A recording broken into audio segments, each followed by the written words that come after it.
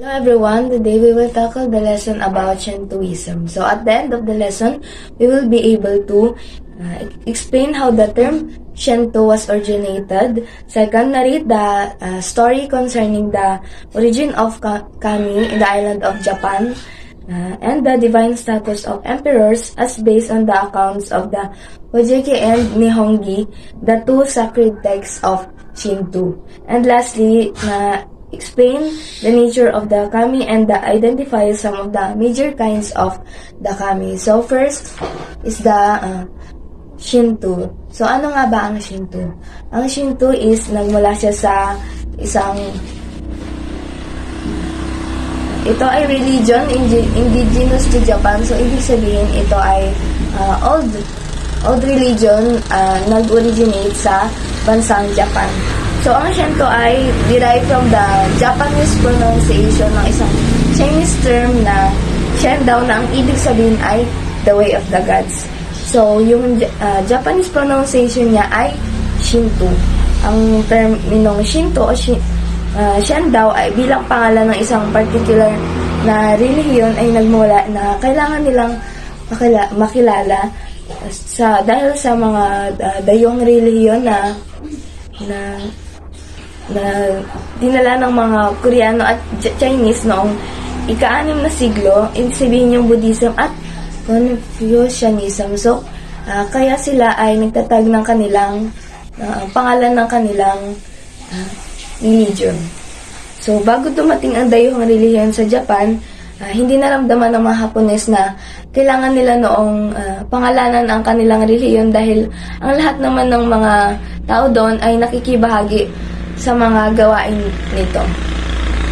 So, meron tayong dalawang reason why it is called na the way of the gods or the way of the kami. Unang dahilan is that ang sentro ng relihiyon niyon ay naka-base siya sa pamumuhay na naaayon sa kami. So, ano nga ba yung kami? Ito ay nagdi-describe as yung gods na pinaniniwalaan nila. So, mas matatakal pa natin kung anong ibig sabihin ng kami sa ibang parts. So, ang second na dahilan kung bakit tinawag itong the way of the gods or the way of the kami is that sa madaling salita, tinawag ito nung sinaunang tinawag ng mga sinaunang Japanese ang Buddhism na the way of the Buddha or Butsudo sa Japan. So, isinalin ng Chinese ang kami na mochi bilang Shendao na binibigkas sa Japanese na Shinto. So, dahil sa kanilang mataas na pagpapahalaga sa kulturang Chino noong panahong iyon, tinanggap ng mga Hapones na ang Shinto ang kanilang opisyal na pangalan ng kanilang katutubong relihiyon. Sa kasalukuyan, gayunpaman, ang pangalang Shinto o Kaminamochi ay ginagamit na kapalit. Habang ang relihiyosong tradisyon ng Shinto ay umiiral, bago pa man dumating ang mga dayuhang relihiyon, katulad ng sinabi nga, yung Confucianism at Buddhism, ito ay dahil sa mahabang panahon, ang relihiyosong paniniwala at gawin ng Shinto ay magkakatugma sa relihiyong Buddhismo. Nang dumating ang Mahayana Buddhism sa Japan sa pamamagitan ng Chinese at Koreans, sinubukan ng Buddhism na i-accommodate ang paniniwala at gawin ng Shinto sa sariling to. Ang Buddhist, halimbawa, ay ipinapaliwanag na ang Shinto kami ay talagang mga Buddhista at Buddha. Sa parehong oras, ang Shinto ay tumugon sa kikipagtagpo na ito sa Buddhismo sa pamamagitan din ng pagtanggap ng mga kasanayan at paniniwala ng Buddhismo sa sarili nito. So, ibig sabihin, ang religion ng Shinto ay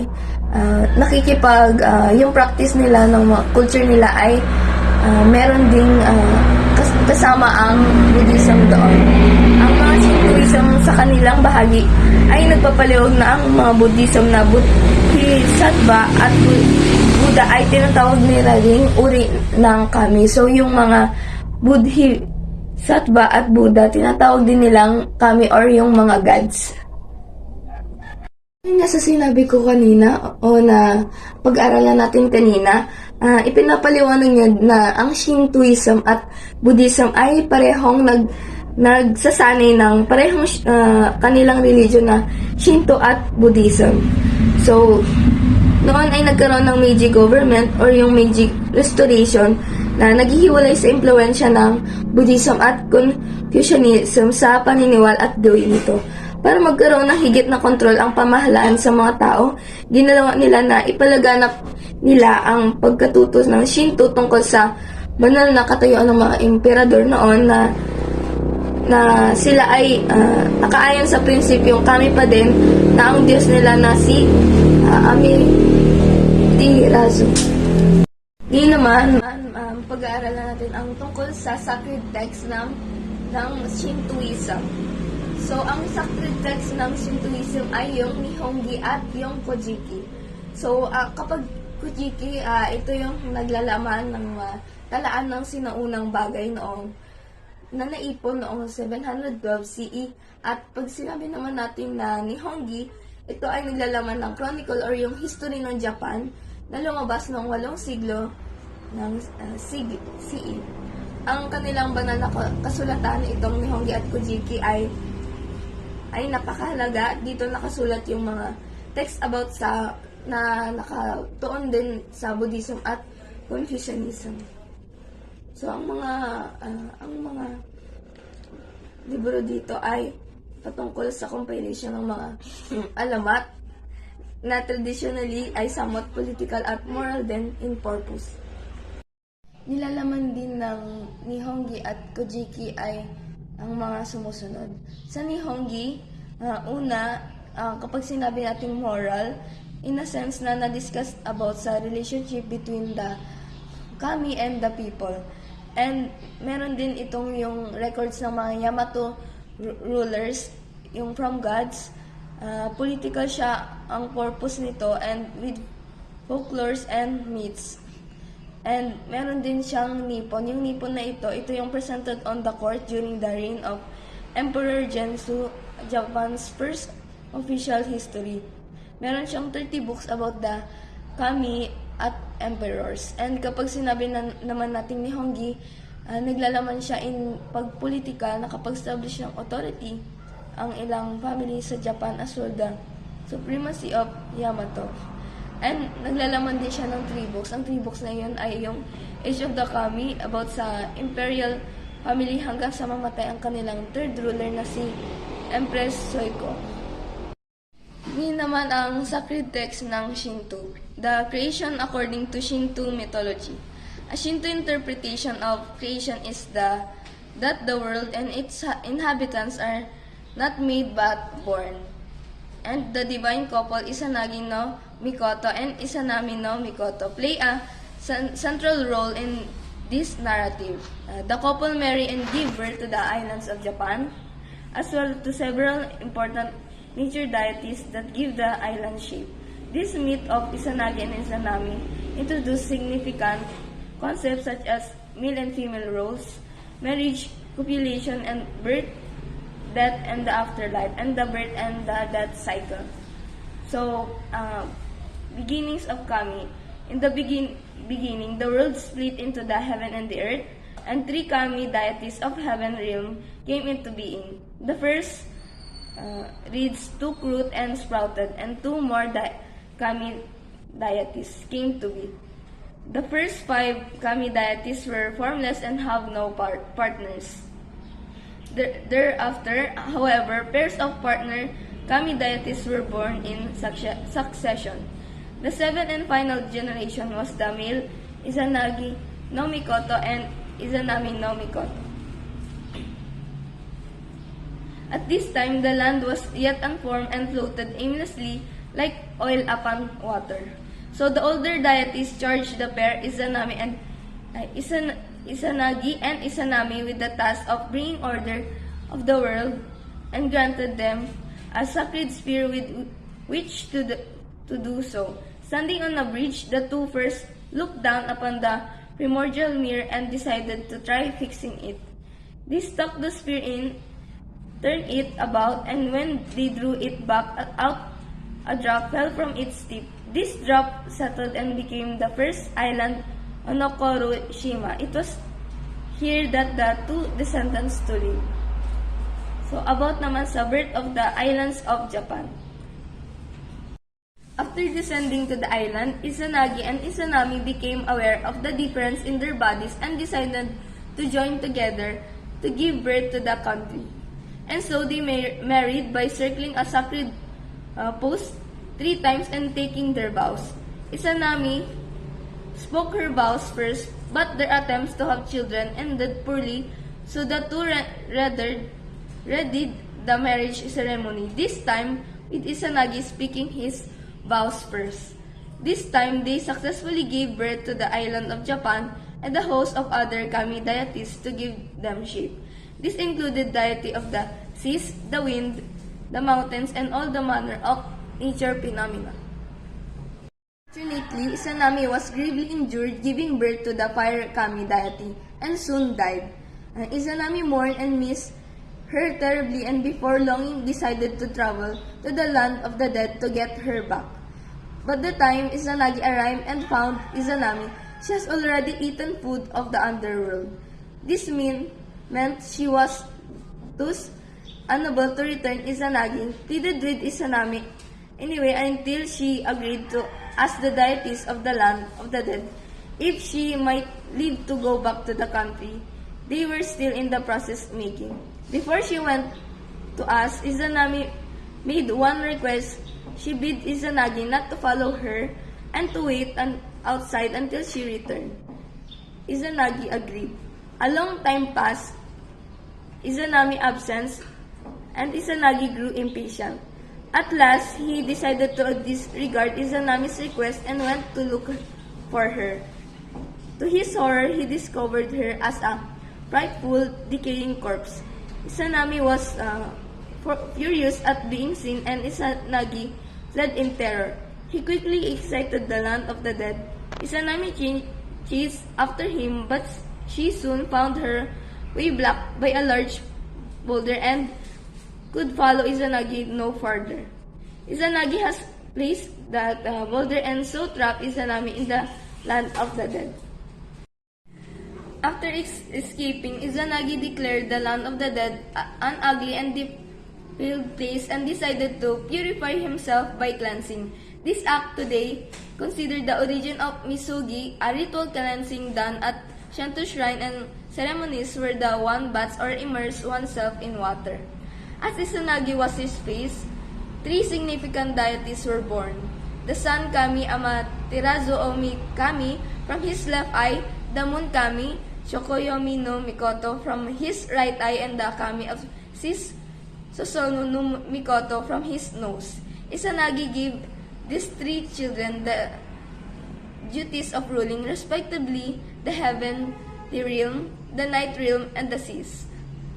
While it is difficult to determine from ancient documents exactly where these events would have taken place, Takachiho local belief considered the island in the center of Onokoru Pond near Takachiho Gorge to be Onokoru-shima, the place where Izanami and Izanagi married, lived, and gave birth to the islands of Japan.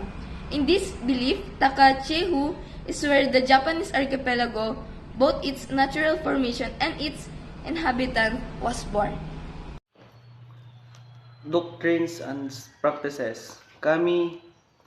The kami is, as noted, generally referred to sacred spiritual beings, which are also thought of gods and goddess. The word kami is used in both singular and plural.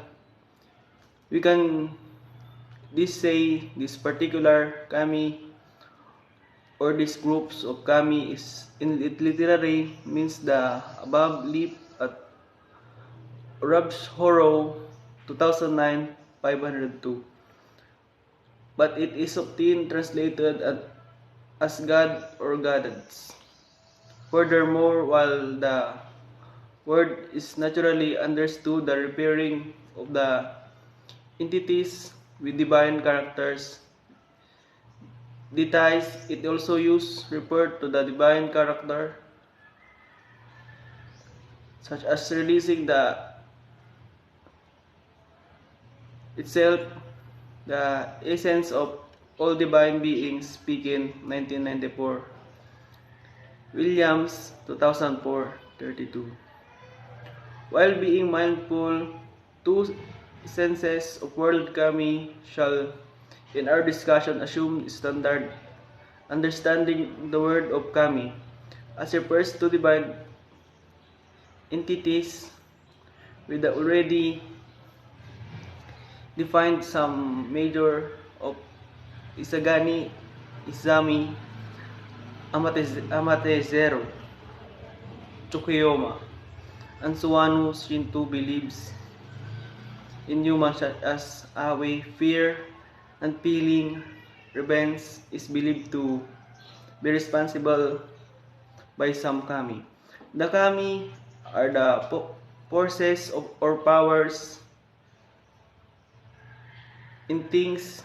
These things are placed naturally beauty like mountain, waterfall, and a lake, natural power like blow of wind, heat and the sun, earthquake, volcanoes, spewing lava, and revelations. Thus, kami are also the energies that make up things nature move, and those three are also among others fire, oceans, mountains, trees, rivers, and waterfalls. Kami is also include the spirit some ancestor animals through the hub of picture of kami is thought they are spiritual beings. They do not reside the powers in world humans. The kami, in short, are everywhere in the humans world. They are treated as person as co-inhabitants of this world are given in Moloy 2010-271. Kami followers believe that spirituals exist in the natural world, resides in common things such as animals, plants, stones, mountains, rivers, peoples, and even the deceased. Also, kami worship at shrines are usually found in beautiful natural settings. Ethics of harmony and purification. Shinto does not have a clearly defined code of morality or formalized set of moral rules, just like the commandments of the Jews. A kind of morality, however, naturally follow from the Shinto system of values and general attitude towards life. For instance, as Shinto worship, the natural forces that give life, Shinto has a positive attitude toward those that enhance or promote life, like fertility and health, and a negative attitude toward those that do otherwise, like the act of killing and inflicting pain. And the state of sickness, as Shinto worship nature in its natural beauty. It gives value to purity or freedom from pollutants. This includes our own bodies, houses, clothes, and environment, and extend to our character, especially honor and spiritual life. If If they become dirty or contaminated, we must cleanse them to regain their purity. In this connection, it is said that in Shinto, the acts of washing, sweeping, and cleaning have a religious and ethical value. As regard human character, it is polluted when one has done misdeed, and so one needs to restore its purity by fulfilling his her responsibilities, making amends, like repaying debts, and sincerely apologizing for this misdeed.